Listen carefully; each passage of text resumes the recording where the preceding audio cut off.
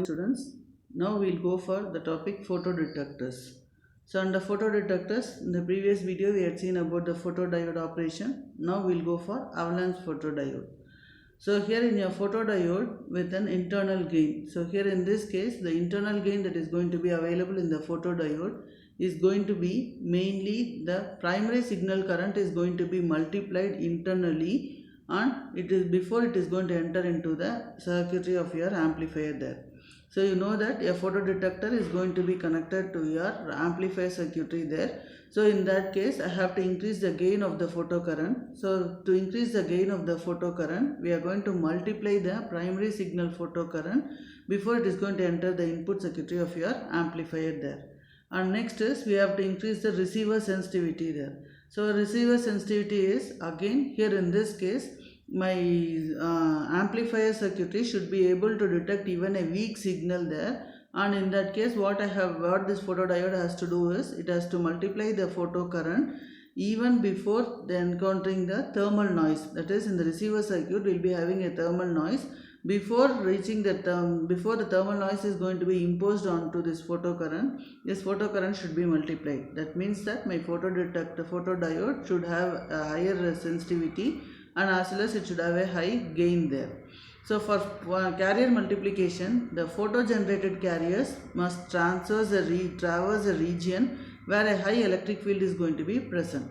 So suppose in the high field region, when a photo generated electron or hole is going to gain enough energy so that it is going to ionize a bond that is going to be available in the valence band, upon colliding with them, then that type of ionization is going to be called as impact ionization.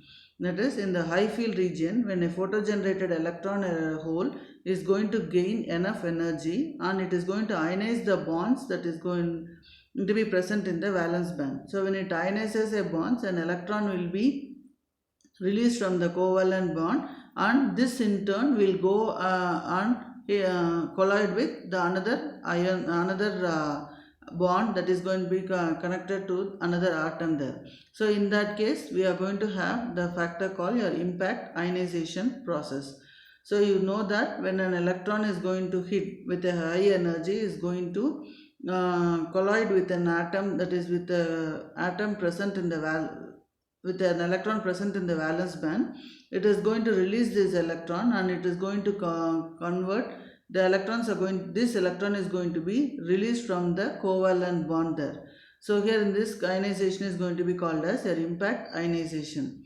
So here the newly created carriers are also going to be accelerated by the high electric field, and this is going to gain enough energy to go and release some more electrons from the neighboring bonds there. So in that case we are going to have an avalanche effect. So when one electron goes and hits the another electron, then in that case that electron will get freed up from the covalent bond and we will be having two electrons. These two electrons will again gain enough energy and go and collide with the neighboring atoms there, where in turn it is going to release two more electrons there. So from then it is going to release the electrons from the two covalent bonds present in the other atoms there. So in that case we have 4 electrons there. So this 4 will be multiplied as 8 and 8 by 16. So this process is going to be done by the impact ionization, and this effect is going to be called as the avalanche effect. So here in your photodiode structure we are going to have the P plus type material, your intrinsic layer, and we are going to have your P material and your N plus region there. So here between the P and N plus we are going to have the depletion region to be present, where this is going to be the width of the field. Then in that case this is going to have the avalanche region there. So more number of electrons are going to be released and we are going to have the high electric field to be present, and this region is going to be called as the avalanche region, and this is going to be the minimum field which is going to be required for the impact ionization process. So when this energy is going to be applied, or when this electric field is going to be present, then only the photons will make the electrons to get released from the valence band, and then it will free up the electron there and a free electron will be generated. So this is the minimum field which is going to be required for the impact ionization process. and this region is going to be called as the depletion region. So where in this depletion region you are going to have the electric field to be a constant 1. So this we say that it is a reach through avalanche photodiode structure and the electric fields in the depletion and the multiplication regions. So we are going to create an extremely high electric field region where we are going to have approximately 3 into 10 power 5 volts per centimeter. And here in your avalanche photodiode we require high reverse voltages, the reverse bias voltages. So the reverse bias voltages are going to be in the range from 100 to 400 volts, and for the new carriers to be created by the impact ionization process. So when you are going to do for impact ionization process, your carrier is going to be multiplied, the charge carriers are going to be multiplied, and the multiplication factor should be as great as 10 power 4 and be obtained there. So under normal biasing conditions or operating conditions, the I layer, that is the P region, the P minus region is going to be completely depleted. So we call completely depleted of your charge carriers. The normal operating conditions, it is completely depleted of charge carriers, and that condition is going to be called as the reach through condition. So hence your APDs are going to be called, avalanche photodiodes are going to be called as your reach through APDs or RAPDs there. So here the light absorption in your APDs is going to be most efficient in the I layer. In this region, in this I layer, we can see that the electric field is going to separate the charge carriers, that is the electrons, and drift into the, separate the carriers, and the electrons will drift into the avalanche region where your carrier multiplication is going to occur. So if the avalanche photodiode is going to be biased close to the breakdown region, then it will result in the reverse leakage current. So the multiplication M for all the carriers which are going to be generated in the photodiode is going to be defined as a ratio of the average value of the total multiplied output current and the IP to the IP, the primary photo current there. So M is equivalent to IP by IM, IM by IP, where IM is nothing but the average value of the total multiplied output current, and IP is going to be the primary photo current there. So here the avalanche mechanism is basically a statistical process, and in that case every carrier pair, not every carrier pair generated in the APD is going to experience the same carrier multiplication process there. So the responsibility of the APD is going to be given as quantum efficiency into Q by H mu into M. So where your mu can be written as your lambda M. So our APD is equivalent to, we know that V is equivalent to C by lambda. So if I substitute it, your responsibility of the avalanche photodiode is your quantum efficiency into Q lambda by HCM. So we can write it as your R0 into M, where R0 is nothing but the unity gain responsivity. Your photodetector noise. So here when your photodetector is going to detect the weak signal, it requires that the photodetector and the following amplification circuitry be optimized for a desired signal to noise ratio. That is, your photodetector should be capable of detecting a weak optical signal there. So in that case, I should see that my photodetector and the amplifier circuitry following it should be optimized for the desired signal to noise ratio there. So the equivalent circuit, if I am going to see here in this case between the photodiode and your amplifier, we are going to have a circuitry where your RS is going to be the source resistance, your CD is going to be the diode capacitance, your RL is the load resistance, and RA and CA is going to be the amplifier resistance and your capacitance there. So we have to see that it is going to be optimized for a proper signal to noise ratio. So S is nothing but the signal power from the photocurrent, and N is the noise is nothing but the photodetector noise power plus the amplifier noise power there. So here the noise current which is going to determine the minimum optical power level that can be detected, because we should be able to generate the signal from by recovering the signal from the noise component. So the noise current is the factor which is going to determine the minimum optical power level that can be detected. The minimum detectable optical power is going to define the sensitivity of the photodetector there. So the optical power that is going to generate the photocurrent with the amplitude equal to that of the total noise current. That is, signal to noise ratio should be 1. So now we'll go for the signal calculation there. So we want to calculate what is the signal to noise ratio of the photodetector there. So a signal calculation is, we are going to consider a modulated optical power signal P of t, which is going to fall on the photodetector with the form P of t is equal to P naught into 1 plus m into S of t, where S of t is nothing but the message electrical signal and m is going to be the modulation index. So here we are going to take that the modulation index m value is going to be 1. The carrier factor, the multiplication factor is going to be 1. So we can write the primary photocurrent is going to be quantum efficiency into Q by h mu m into P of t.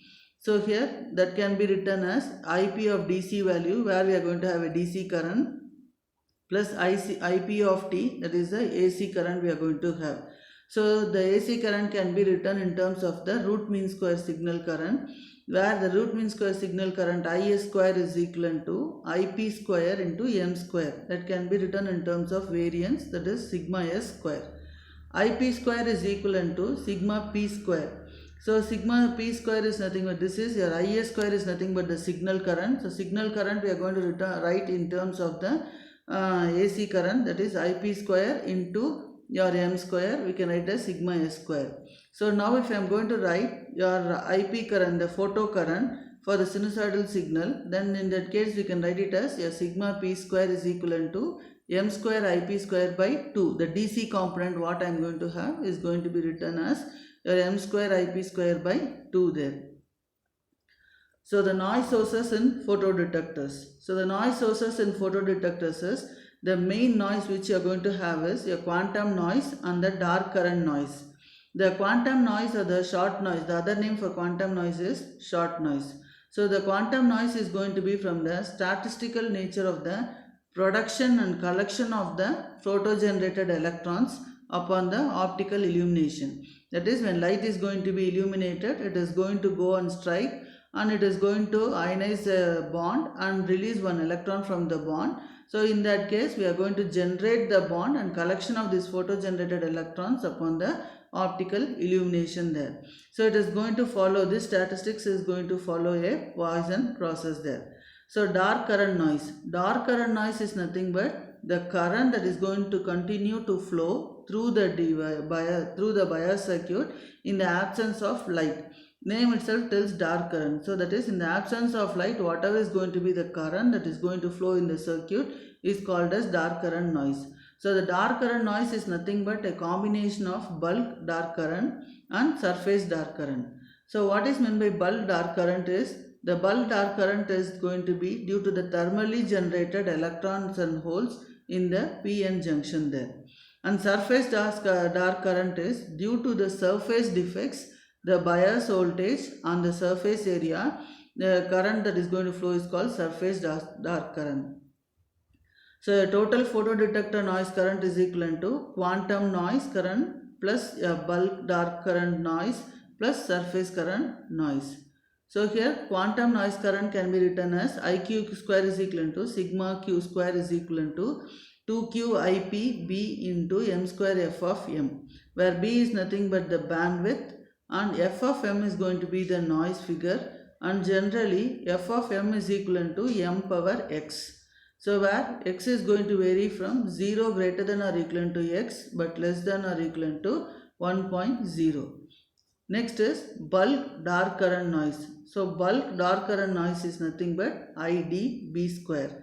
So IdB square is equal to sigma dB square, that is 2Q ID, that is the dark current, into B M square F of M. So for a pin photodiode, M square into F of M is equal to 1. So ID is nothing but the bulk dark current. So surface dark current is going to be, IL is the surface current there. So I can write ID S square is equal to sigma D S square is equal to 2Q IL into B. So here just 2Q IL into B there. So the total RMS photodetector noise current is IN square is equal to summation of quantum noise plus the dark current noise. that is sigma n square is equal to IQ square plus IDB square plus IDS square. So we can write it as 2Q into IP plus ID B into M square F of M plus 2QILB. So the thermal noise of the amplifier connected to the photodetector is going to be IT square is equal to sigma T square, that is 4 kB T B by RL, where RL is the input resistance of the amplifier, kB is going to be the Boltzmann constant, which is going to be joules per Kelvin there. So T is going to be the temperature. So here we want to calculate the signal to noise ratio. So signal to noise ratio is equal to IP square, that is your signal current, IP square by into M square divided by the noise. Noise is, the first one is going to be because of the quantum noise plus your dark current noise plus this is your surface current, this is your thermally generated noise. So it is 2Q into IP plus ID into B M square F of M plus 2Q ILB plus 4KB T in B by RL. So here in this case, if the noise figure F of M is going to increase with M, then there is always going to be existing an optimum value of M, so that it can maximize the signal to noise ratio there. So here in this case, you should choose a proper value of M so that we can have the maximum signal to noise ratio. For sinusoidally modulated signal with M is equal to 1 and F of M is equal to M power X, we can write the optimum value of M can be X plus 2QIL plus 4KBT by RL by XQ into IP plus ID. Next is the detector response time. So here when a signal is going to, when a light is going to fall on the detector, what is going to be the response time of the detector there? So that is going to be defined in terms of the depletion layer photocurrent there. So here we are going to consider a reverse bias PN junction, that is your pin photodiode. Here we are going to have the P-type material, this is your N-type material, this is the depletion layer or the I layer there, and W is going to be the width of this I layer. So we are going to take a pin photodiode where we are going to have reverse bias there. So P is going to be connected to the negative voltage and this we are going to connect it to the positive voltage there. So here when a light is going to be incident on this P-type material, the light will pass through this P-type material and then it will cross this P-type material and enter the depletion layer there. So we can say that the current that is going to be generated is going to be defined in terms of your drift current and the diffusion current there. So here we can define the total current density through the depletion layer can be defined in terms of drift current plus the diffusion current, where JDR is the drift current density due to the carriers which are going to be generated in the depletion region, and JDEF is going to be the diffusion current density due to the carriers that are going to be generated outside the depletion region there. So the drift current density is going to be expressed as JDR is equivalent to IP by A, where we can write it as Q into the flux, the photon flux is going to be there, into 1 minus e power minus alpha s into W, where A is going to be the photodiode area and phi naught is going to be the incident photon flux per unit area. The diffusion current density is going to be expressed as JDiff is equal to Q into phi naught alpha s LP by 1 plus alpha s LP e power minus alpha s W plus Q into Pn naught dP by LP, where dP is going to be the whole diffusion coefficient, Pn is going to be the whole concentration in N-type material, and Pn naught is going to be the equilibrium hole density. So here the total current density can be given as your J total is equal to Q phi naught into 1 minus e power minus alpha s W divided by 1 plus alpha s LP plus your Q Pn naught dP by LP there. So here your response time. So your response time, the factors that are going to determine the response time of the photodiode are the transit time of the photocarriers in the depletion region, then the diffusion time of the photocarriers outside the depletion region, and RC time constant of the diode on the external circuit. So here the transit time is going to be given by TD is equal to W by VD, where the circuit after the photodetector is going to act like an RC low pass filter there. where it is going to have a pass band given by 1 by 2 pi RT CT, where RT is nothing but RS parallel RL. So source resistance parallel the input resistance of your amplifier, and CT is nothing but the input resistance of the amplifier plus the diode diffusion capacitance there, CD. So here a photodiode responds to the optical pulse. So here we are going to take an optical pulse which is going to be of a rectangular shape. The rise time is going to be defined when the waveform rises from 10% to 90% of the pulse, then we call it as rise time, and when the pulse falls from 90% to 10%, we call it as your fall time there. So here in this case, this is going to be the percentage of total output versus time in nanoseconds. So here we are going to find out what is going to be the typical response time of the photodiode which is not fully depleted. So here in this case, initially when the time is going to be very less, your response is going to be from the fast carriers there. Then afterwards, your response is going to slowly increase with respect to time. So when it slowly increases with respect to time, then in that case that response is going to be due to the slow carriers that is going to be present in the junction there, so in the depleted layer. So here till 50% your response is going to be from the fast carriers. After 50% your response is going to be due to the slow carriers there. So here the various optical responses of the photodetectors. So here what we are going to do is, we are going to see that we have to have a trade-off between the quantum efficiency and the response time. So here to achieve this high quantum efficiency, we have to have the depletion layer width must be large enough than 1 by alpha s. That is, it should be inverse of the absorption coefficient there, so that most light will be absorbed. So here at the same time, when I am going to go for the larger width, the capacitance is going to be small. So if the RC time constant is going to be smaller, then in that case it will go for the faster response there. But wide width will result in larger transverse region there. So in that case, what we have to do is, I have to have a trade-off between the width and the quantum efficiency there. So here we can have that your 1 by alpha s should be greater than or equivalent to omega, but less than or equivalent to 2 by alpha s. So a photodiode pulse responses under various detector parameters there. So this is a rectangular pulse. So here next condition is the rectangular pulse, how it is going to be propagated, how a photodetector is going to respond when I am going to have a small Cj. So when the RC time constant is going to be small, a photodetector is going to respond immediately and the signal is going to be detected. So immediately I am going to have a fast response and the output is going to be almost similar to that of the rectangular pulse. But when I am going to go for the larger Cj, so larger Cj means what happens is, your time constant is going to be more. If the time constant is going to be more, then in that case it will take more amount of time to charge, for the capacitor to charge during this rise time there. And when it is going to come to the fall time, it will take more amount of time to discharge. So in that case, if the width is going to be greater than the absorption coefficient, inverse of the absorption coefficient, then in that case, and the larger C value is going to be there, you will not be getting a rectangular pulse at the output.